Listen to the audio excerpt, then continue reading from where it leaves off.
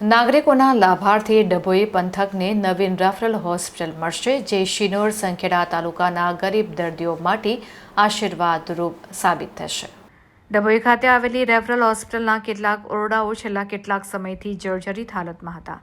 આ બાબતે છેલ્લા કેટલાક સમયથી ડભોઈના અગ્રણીઓ દ્વારા અથાગ પ્રયત્નો કરવામાં આવી રહ્યા હતા.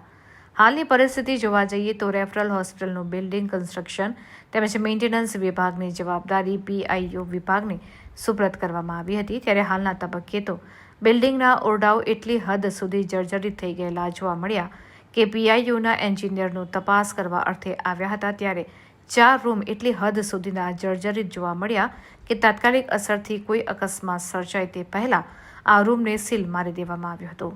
સીલ મારવાની ઘટનાને લઈને PIUના સક્ષમ અધિકારી એવા કાર્યપાલક ઇજનેર સાથે ટેલિફોનિક વાતચીત કરતા જાણવા મળ્યું કે હવે રેફરલ હોસ્પિટલ નવીન બનવા જઈ રહી છે. એટલું જ નહીં, આ રેફરલ હોસ્પિટલનું ત્યાંથી સ્થળાંતર કરી શિનોર ચોકડી વિસ્તારમાં જ લાવવામાં આવશે. આ માટે જગ્યાની પણ ફાળવણી થઈ ચૂકી છે. સાથોસાથ ₹6.5 કરોડનું બજેટ પણ નક્કી થઈ ચૂક્યું છે. આ બાબતે સરકાર તરફથી પ્રાથમિક મંજૂરી તો મળી ચૂકી છે. બસ હવે વહીવટી મંજૂરી મળે અને આગળની પ્રક્રિયા પૂર્ણ કરવામાં આવે. નવીન રેફરલ હોસ્પિટલ તેનું મુખ્ય સ્થાન છોડી શિનોર ચોકડી પાસે નવીન હોસ્પિટલ આકાર લેશે તેમ જાણવા મળ્યું છે.